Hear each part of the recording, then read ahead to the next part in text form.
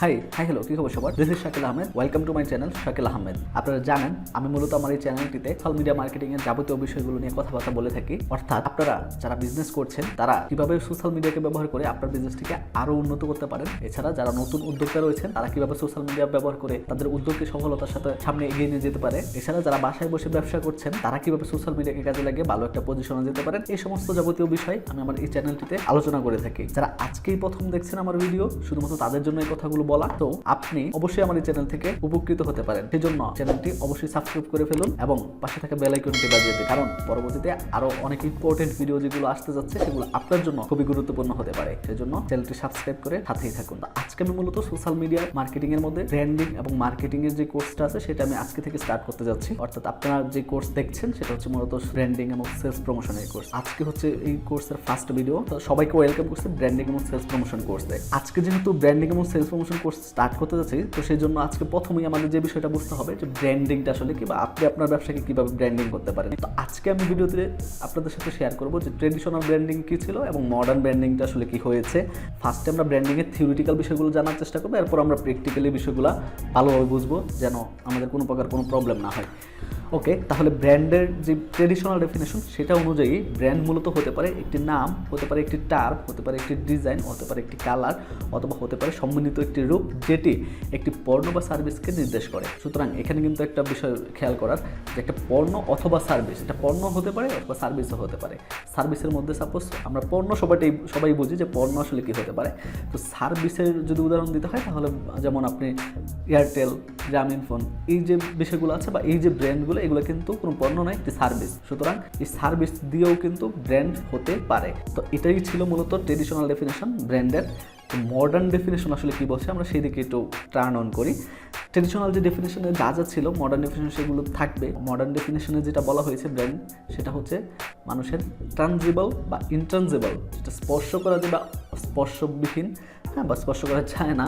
তো এই দুইটা বিষয় হচ্ছে ফুলফিল করতে হবে ব্র্যান্ড। যে কাস্টমারটা তৈরি হবে সে যেন আবার রিপিট ওই প্রোডাক্টটি বা ওই সার্ভিসটি নিতে আসে, তখন সেটা ব্র্যান্ড হবে। অর্থাৎ আপনার যদি রিপিট কোনো কাস্টমারই না থাকে তাহলে আপনার ব্র্যান্ড কীভাবে হবে, মূলত এটা পসিবল না।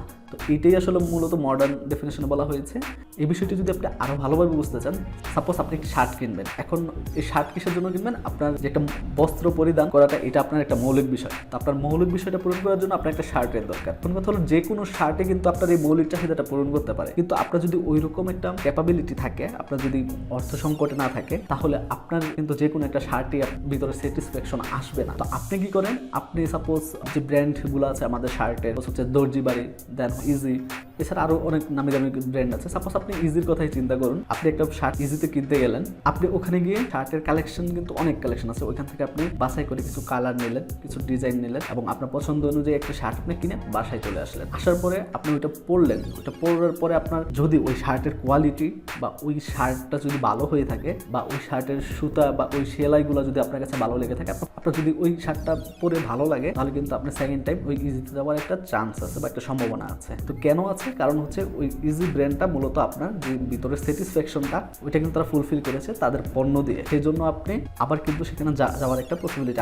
যদি আপনি সেখানে যান, আবার আপনি রিপিট কাস্টমার তৈরি হলেন, যেটা আমরা মার্কেটিং এর রুলস আমরা আগের ভিডিওতে দেখে এসেছিলাম। এখানে আই বাটনে হয়তো বা দেওয়া থাকবে। অর্থাৎ মার্কেটিং আপনাকে পুশ করে, কিন্তু ব্র্যান্ড আপনাকে পুল করে। পুশ করে মানে আপনাকে হচ্ছে একটা প্রোডাক্টের দিকে সে মার্কেটিংটা নিয়ে যায়, কিন্তু ব্র্যান্ড কখনো আপনার কাছে চলে যাবে না বা আপনাকে বলবে না এখানে আসার জন্য। আপনি স্যাটিসফাই হয়ে আপনি নিজেই ব্র্যান্ডের কাছে চলে যাবেন। এটাই হচ্ছে মূলত ব্র্যান্ড, এবং মার্কেটিংটা হচ্ছে মূলত আপনাকে পণ্যের প্রতি আকৃষ্ট করে ওই পণ্য পর্যন্ত বা ওই কোম্পানি ওই ব্র্যান্ড পর্যন্ত নিয়ে যাওয়া হচ্ছে মার্কেটিং। মার্কেটিং এবং ব্র্যান্ডের যে ডিফারেন্স বা এটার মধ্যে পার্থক্য কি, এগুলো আমরা পরে দেখবো। তো মার্কেটিংয়ের তিনটা যে রোল ছিল সেটা কিন্তু এখানে ফুলফিল হচ্ছে। প্রথম যেটা ছিল আইডেন্টিফাই কাস্টমার, তার হচ্ছে স্যাটিসফাই কাস্টমার, এবং থার্ড হচ্ছে রিটেন কাস্টমার। অর্থাৎ আপনি ফার্স্টে একটা প্রোডাক্ট কিনে বা সেই পণ্যটি পরার পরে আপনার ভিতরে স্যাটিসফ্যাকশন এসেছে, অর্থাৎ আপনি ওই ব্র্যান্ডের প্রতি বা ওই কোম্পানির প্রতি আপনি লয়াল হয়ে গেছেন, আপনি ওইখানে আবার যাওয়ার একটা সম্ভাবনা আছে, অর্থাৎ আপনি তাদের রিটার্ন কাস্টমার হতে যাচ্ছেন।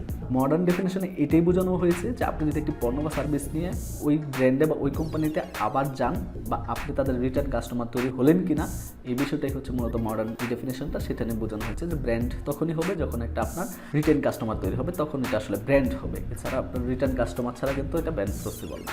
তো নেক্সট ভিডিওতে আমরা ব্র্যান্ড এবং মার্কেটিংয়ের ডিফারেন্সটা বোঝার চেষ্টা করবো, তখন আপনি এটা একদম ক্লিয়ার হয়ে যাবেন। তো আজকে আমরা যেটা জানলাম সেটা হচ্ছে ব্র্যান্ডের যে ট্রেডিশনাল ডেফিনেশন এবং মডার্ন ডেফিনেশনের মধ্যে ডিফারেন্স, এবং ট্রেডিশনাল ডেফিনেশনে কি বলা হয়েছিল, মডার্ন ডেফিনেশনে এসে আমরা কি জানলাম, যে আজকে মূলত হচ্ছে দেখার বিষয় ছিল। ভিডিও আসলে লং হয়ে যাচ্ছে, তো আজকের ভিডিওটা মূলত ব্র্যান্ড কি এই বিষয়টাই বোঝানোর আমি চেষ্টা করেছি। তো আপনারা আশা করি বিষয়টা আপনারা বুঝতে পেরেছেন, ব্র্যান্ড বিষয়টা আসলে কি, ব্র্যান্ডিং কিভাবে করতে হয়, এই সম্পূর্ণ বিষয় আসবে সামনে। সবগুলো ভিডিও আপনি দেখেন, আপনি নিজে একটা ব্র্যান্ড তৈরি করতে পারবেন, কিভাবে তৈরি করতে হবে আমি প্রয়োজনে প্র্যাকটিক্যালি আপনাদের করে দেখাবো, ঠিক আছে?